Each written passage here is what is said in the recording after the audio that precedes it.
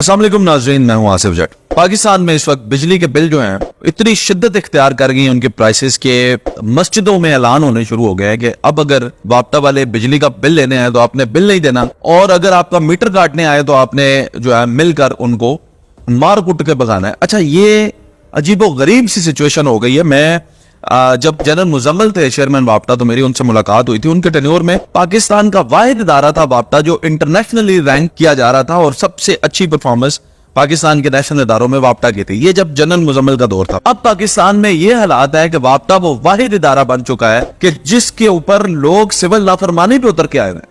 लोगों का दिल है कि अब ये हमारे हत्थे चढ़ जाए तो हम इनको कुट लगा दें। इस कदर इन्होंने बेशर्मी कर दी है। 13 किस्म के टैक्सेस जो हैं वो डाल दिए लोगों के ऊपर, और लोगों को पता ही नहीं है कि हम किस किस चीज का बिल दे रहे हैं। जरा सुनिएगा, 13 किस्म के टैक्सेस जो पाकिस्तानी अवाम देते हैं, उनमें सबसे पहले अब देते हैं जनरल सेल टैक्स यानी कि जीएसटी अब देते हैं। नंबर 2 पे अब देते हैं फ्यूल प्राइस एडजस्टमेंट पर जीएसटी, यानी एक फ्यूल प्राइस एडजस्टमेंट ऑलरेडी है उस पर भी आप जीएसटी देते हैं।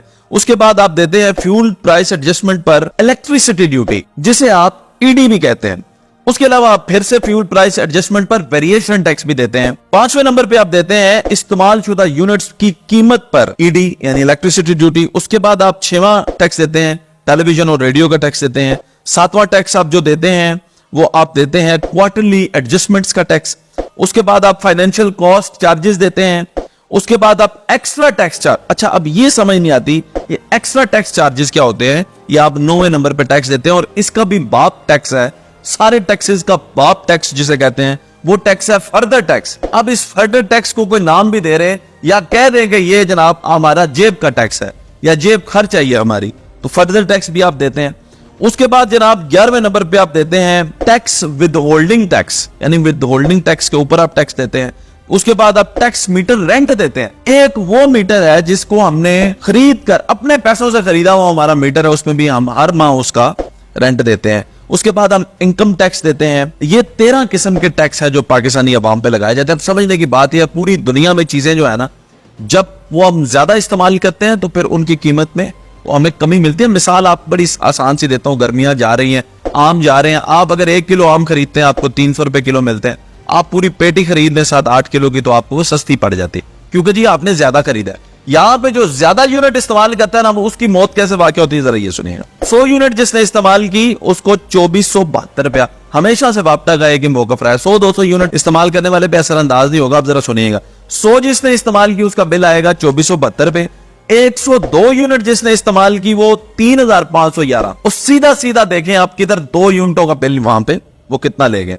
अब 200 यूनिट जिसने इस्तेमाल की वो देगा 6885, और इसी तरह 202 यूनिट जिसने इस्तेमाल की वो देगा 8223 रुपए। अब ये जो 2 यूनिट्स है ना, इसकी गेम को आपने समझना है मैं बात क्या कर रहा हूं। 300 यूनिट का जो बिल देगा वो देगा 12213 रुपए, और फिर वही बात है 302 यूनिट जो कंज्यूम करेगा वो चला जाएगा 14510 पे। इसी तरह 400 यूनिट्स वाला 19218 पे चला जाएगा, और इसी तरह फिर जाहिर है 2 यूनिट और आप ऐड करेंगे दोस्त में, फिर आप पैसे इसी तरह से ऐड ऑन करते जाए। ये है इस वक्त पाकिस्तान का जो है इलेक्ट्रिसिटी सप्लायर्स का हाल। अब इसमें और भी बहुत सारे इदारे जो हैं वापटा के साथ जो जाहिर है रिस्पॉन्सिबल है। IASCO रिस्पॉन्सिबल है, इस्लामाबाद डिवीजन में जो सप्लाई होती है। इसी तरह लेप्को फिर आ जाती है, और फैसलाबाद की आ जाती है। ये जो कीमतें आप तक पहुंच रही हैं इस वक्त बिजली की, ये इतनी महंगी हो चुकी हैं कि सनती एतबार से अगर आप देखेंगे कमर्शियल वालों की, तो ये तो मैं आपको डोमेस्टिक बता रहा हूँ, कमर्शियल वालों की सुनेंगे तो आपके होश उड़ जाएंगे।